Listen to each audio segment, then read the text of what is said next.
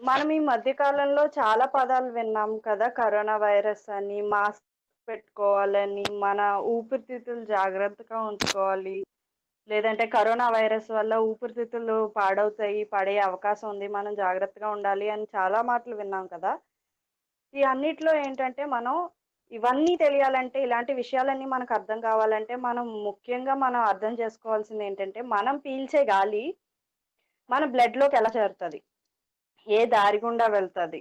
లేదంటే మన చుట్టూ ఉన్న గాలి మనం పీలుస్తున్న తర్వాత ఏ ఏ స్టేజెస్ దాటుకొని మన లోపలికెళ్తది అన్న విషయం మనం తెలుసుకోవాలి. అది ఈరోజు ఒక 5 మినిట్స్ క్లాస్‌లో నేను మీకు చెప్తాను.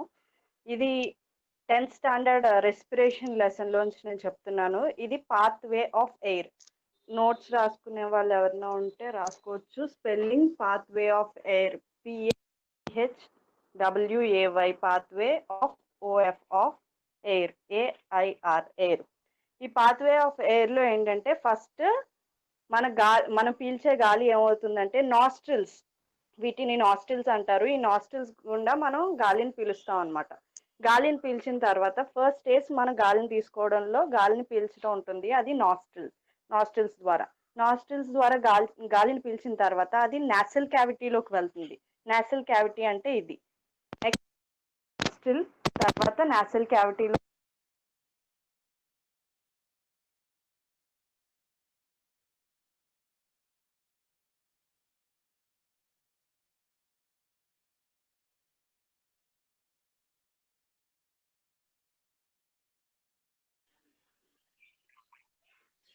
సార్ వినపడుతుందా సార్?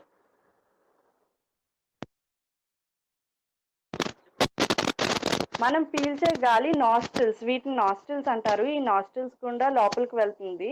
వెళ్ళిన తర్వాత దీన్ని నాసల్ క్యావిటీ అని అంటారు. ఈ నాసల్ క్యావిటీలో మనకి హెయిర్ అన్నది ఉంటుంది ప్రతి ఒక్కళ్ళకి. అది గాల్లో ఉన్న డస్ట్ పార్టికల్స్‌ని క్యాచ్ చేసి లోపలికి వెళ్ళకుండా ఆపుతది. ఫస్ట్ స్టేజ్ నాస్ట్రిల్ తర్వాత నాసల్ క్యావిటీ అన్నదుంటది. ఈ నాసల్ క్యావిటీలో హెయిర్ అన్నది ఆపుతది. ఇంతే కాకుండా నాసల్ క్యావిటీ కాస్త తేమగా ఉంటది. తేమగా ఉండి వాటర్ వేపర్‌ని కూడా పీల్చుకుంటదనమాట. ఎక్కువ వాటర్ వేపర్ వెళ్ళకుండా. అండ్ ఇంకొకటి ఏమవుతుందంటే టెంపరేచర్ అన్నది డిఫరెన్స్ బాడీకి తగ్గట్టుగా మార్చుకుంటదనమాట ఈ నాసల్ క్యావిటీలో. ఈ నాసల్ క్యావిటీలో టెంపరేచర్ మార్చుకోవడం వల్ల మనం పీల్చే గాలి టెంపరేచర్ ఎలా ఉన్నా, మనం వదిలే గాలి కాస్త వెచ్చగా ఉంటది మీరు చూసినట్లయితే. ఆ వెచ్చగా ఎందుకు తయారవుతుంది అంటే, మనకి లోపలికి వెళ్ళిన తర్వాత గాలి, అది టెంపరేచర్ మార్చుకోవడం వల్ల వెచ్చగా తయారవుతుంది. అండ్ నాసల్ క్యావిటీ తర్వాత ఫారింగ్స్. Next pharynx. ఫారింగ్స్ అన్నది ఇక్కడుంటది. ఇది మన నోస్ అని అనుకుంటే, ఇది మౌత్ పార్ట్ అని అనుకుంటే, ఇది ఫారింగ్స్. నోస్‌లోంచి ఇలా తీసుకున్న తర్వాత ఇది నాస్ట్రిల్స్. ఇది నాసల్ క్యావిటీ. ఇక్కడ హెయిర్ ఉండి మనకి ఏదైనా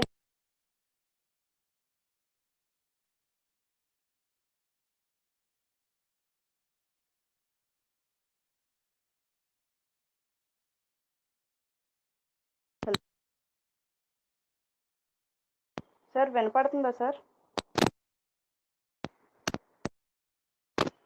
సార్?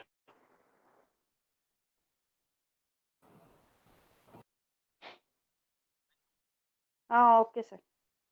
ఈ ఫారింగ్స్‌లో ఏమవుతుందంటే, ఇక్కడ ఉండే పార్ట్ ఫారింగ్స్ ఏరియా. ఇక్కడ కూడా మనకి వెచ్చదనం అన్నది వస్తుంది. అండ్ ఇది కామన్ పాసేజ్. మనం తినేటప్పుడు గానీ, గాలి పీల్చేటప్పుడు గానీ, ఒక కామన్ పాసేజ్ అన్నదుంటది.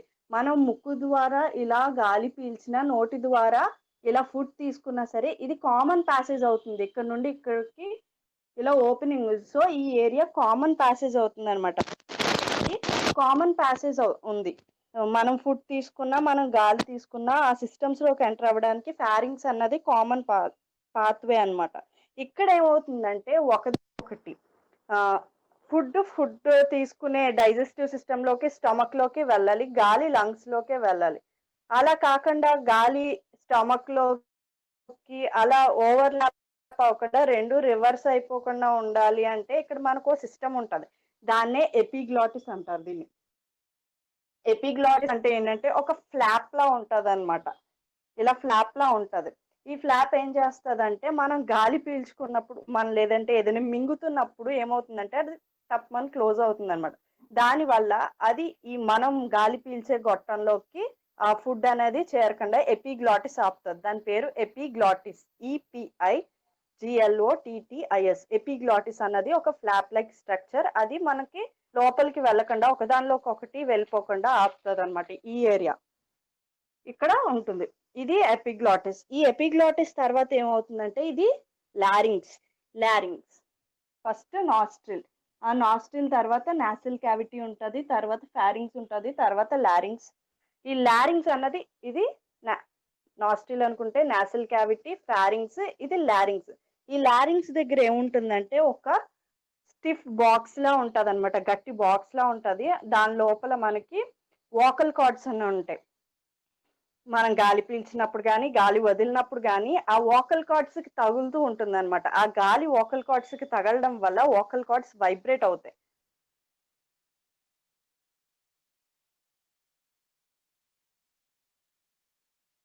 ఆ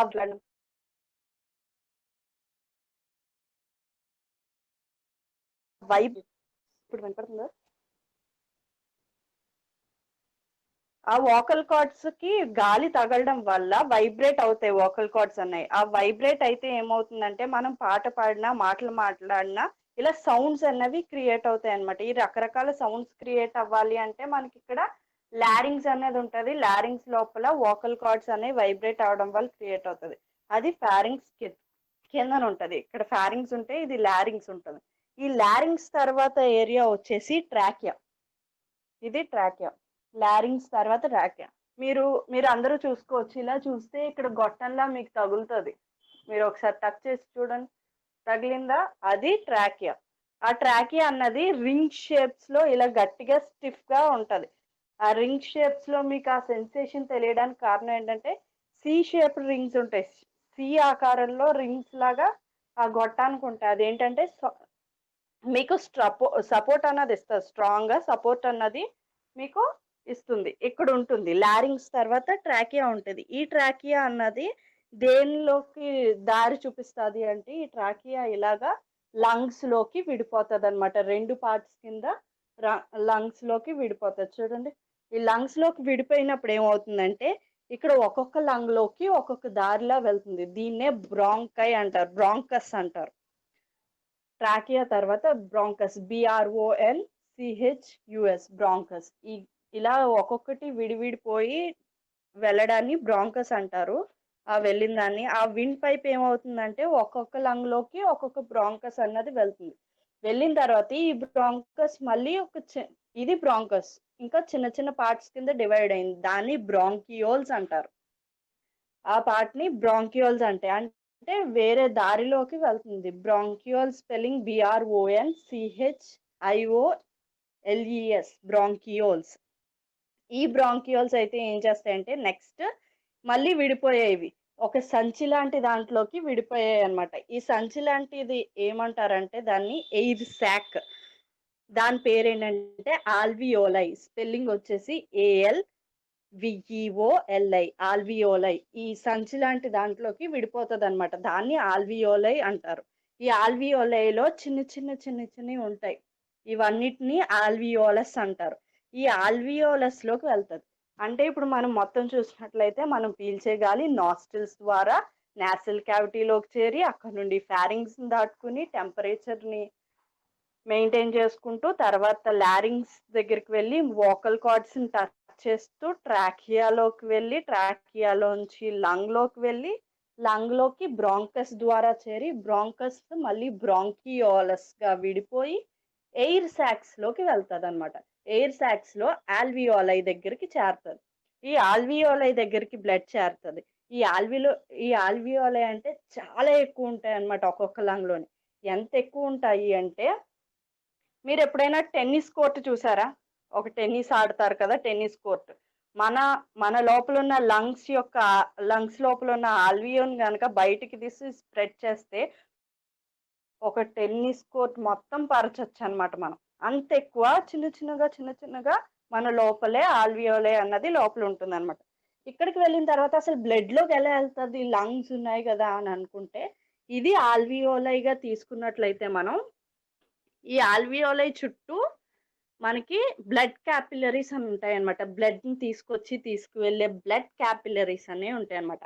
హార్ట్ దగ్గర నుండి మనకి బ్లడ్ అన్నది ఇలా దీని ద్వారా ట్రావెల్ అవుతున్నప్పుడు డిఫ్యూజన్ అనే ప్రక్రియ ద్వారా డిఫ్యూజన్ అంటే ఏంటంటే, మనం ఒక రూమ్‌లో వ్యాపించడం అన్నమాట. ఒక రూమ్‌లో సెంట్ బాటిల్ ఓపెన్ చేసామనుకోండి. ఈ మూలని నేను ఓపెన్ చేసి ఎళ్తే ఆ చుట్టూ కూడా స్ప్రెడ్ అయ్యి స్మెల్ అన్నది స్ప్రెడ్ అయ్యి వస్తది. దాన్ని డిఫ్యూజన్ అంటారు ఆ ప్రక్రియని. అంటే వ్యాపించడం అన్నమాట. వ్యాపిస్తది.